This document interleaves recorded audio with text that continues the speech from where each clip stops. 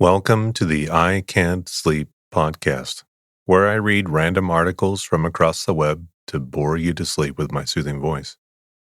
I'm your host, Benjamin Boster. Today's episode is from a Wikipedia article titled Bessie Coleman. Bessie Coleman was an early American civil aviator. She was the first African American woman and first Native American to hold a pilot license.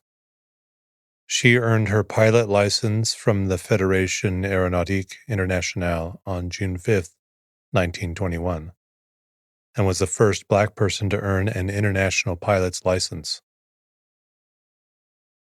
Born to a family of sharecroppers in Texas, Coleman worked in the cotton fields at a young age while also studying in a small segregated school. She attended one term of college at Langston University.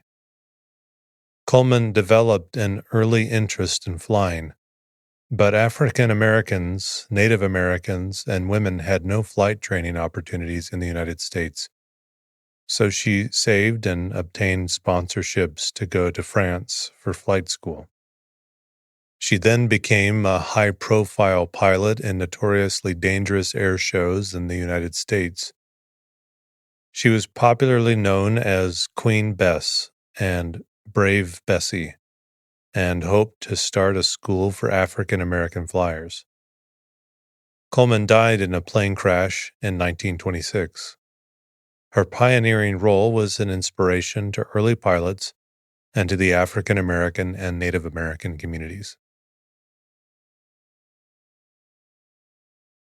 Early life.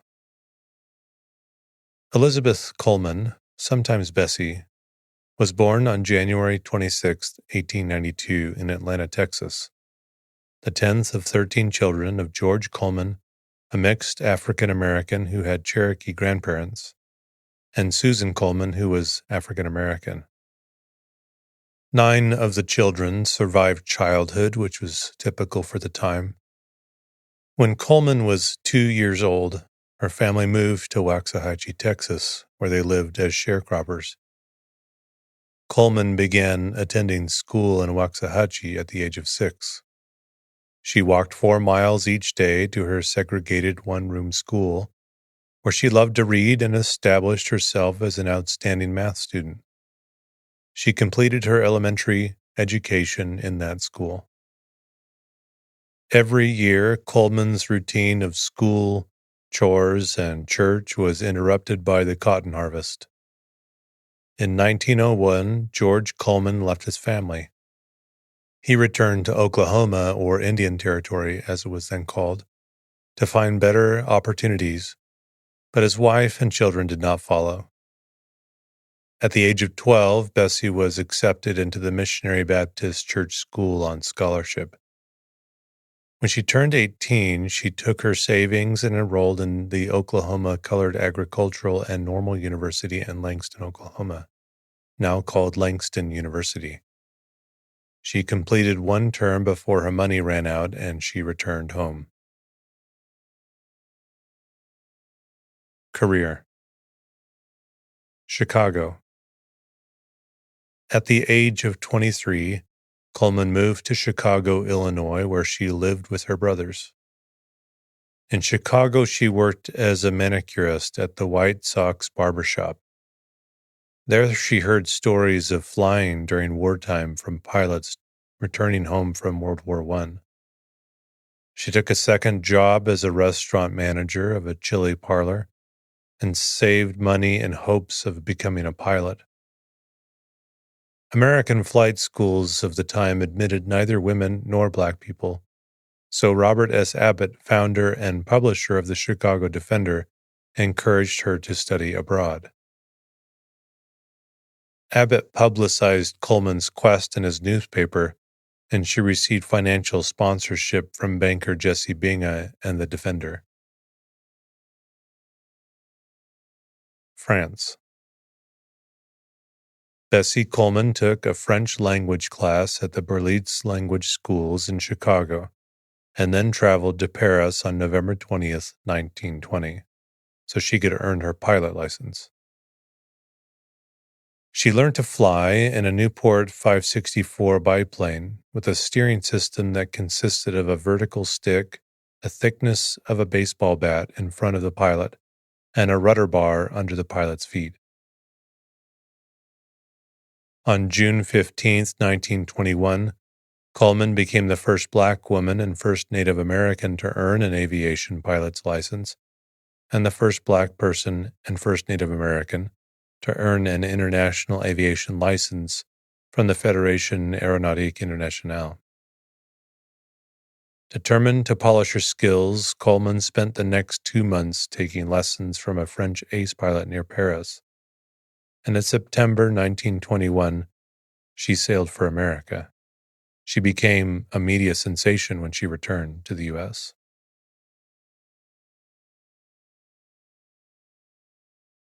Air shows.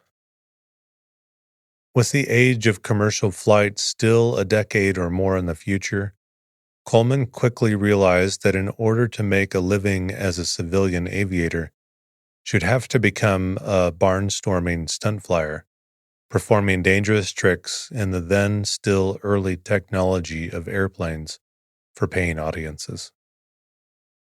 But to succeed in this highly competitive arena, she would need advanced lessons and a more extensive repertoire. Returning to Chicago, Coleman could not find anyone willing to teach her. So in February 1922, she sailed again for Europe. She spent the next 2 months in France completing an advanced course in aviation.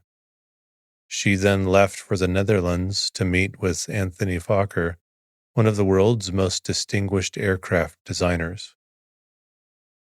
She also traveled to Germany, where she visited the Fokker Corporation and received additional training from one of the company's chief pilots.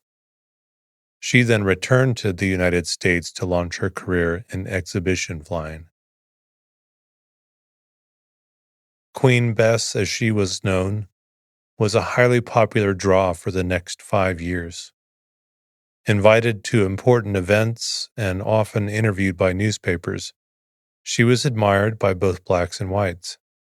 She primarily flew Curtiss JN-4 Jenny biplanes and other aircraft that had been Army surplus aircraft left over from the war.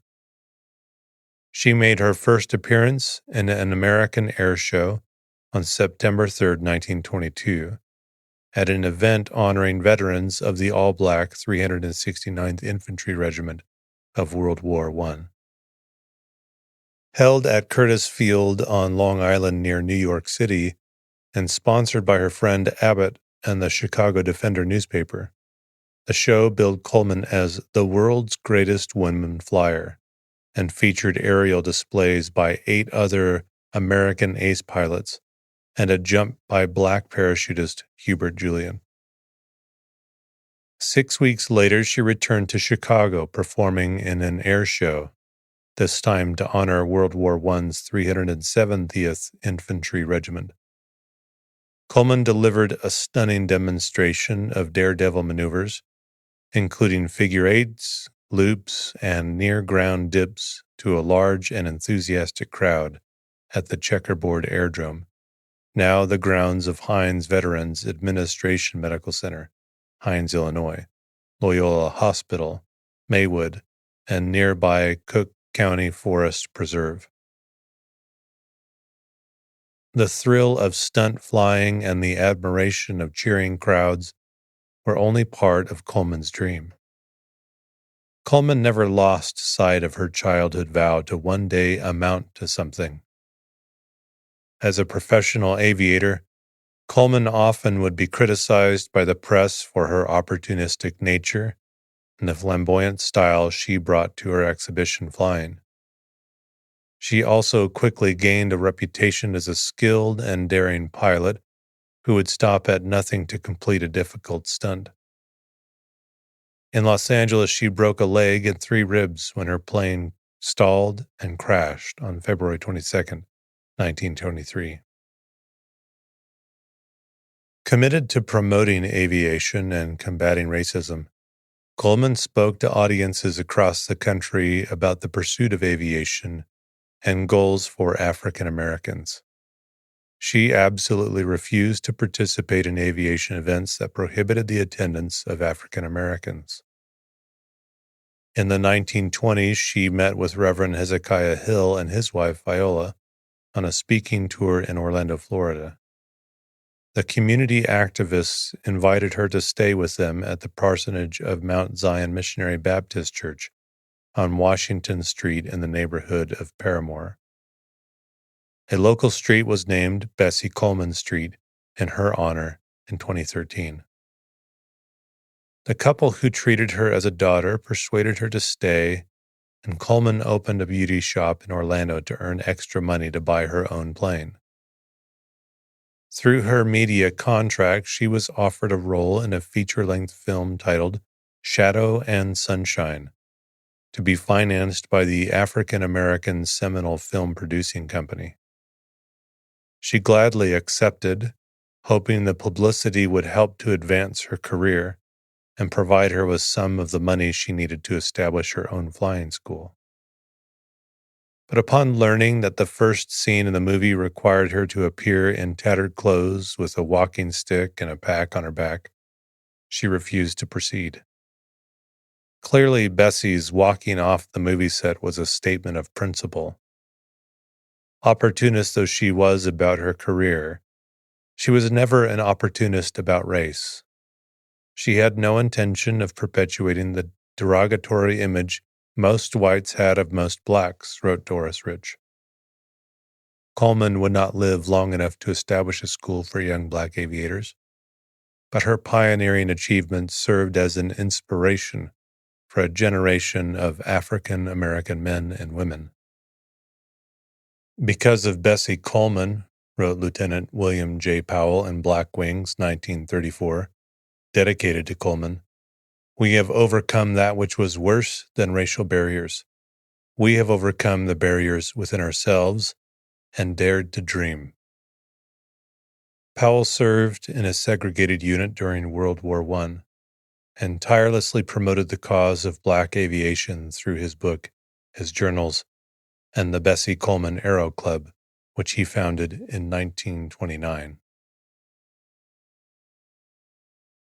It is tempting to draw parallels between me and Miss Coleman, but I point to Bessie Coleman and say, here is a woman, a being, who exemplifies and serves as a model for all humanity, the very definition of strength, dignity, courage, integrity, and beauty. Mae Jemison, first African American woman astronaut. Death. On April 30th, 1926, Coleman was in Jacksonville, Florida. She had recently purchased a Curtiss JN-4 Jenny in Dallas. Her mechanic and publicity agent, 24-year-old William D. Wills, flew the plane from Dallas in preparation for an air show and had to make 3 forced landings along the way because the plane had been so poorly maintained. Upon learning this, Coleman's friends and family did not consider the aircraft safe and implored her not to fly it, but she refused. On takeoff, Wills was flying the plane with Coleman in the other seat. She had not put on her seatbelt because she was planning a parachute jump for the next day and wanted to look over the cockpit sill to examine the terrain. About 10 minutes into the flight, the plane unexpectedly went into a dive and then a spin at 3,000 feet above the ground. Coleman was thrown from the plane at 2,000 feet and died instantly when she hit the ground. William Wills was unable to regain control of the plane, and it plummeted to the ground. Wills died upon impact, the plane exploding, bursting into flames. Although the wreckage of the plane was badly burned, it was later discovered that a wrench used to service the engine had jammed the controls. Coleman was 34 years old. Funeral services were held in Florida before her body was sent back to Chicago. While there was little mention in most media, news of her death was widely carried in the African American press. 10,000 mourners attended her ceremonies in Chicago, which were led by activist Ida B. Wells.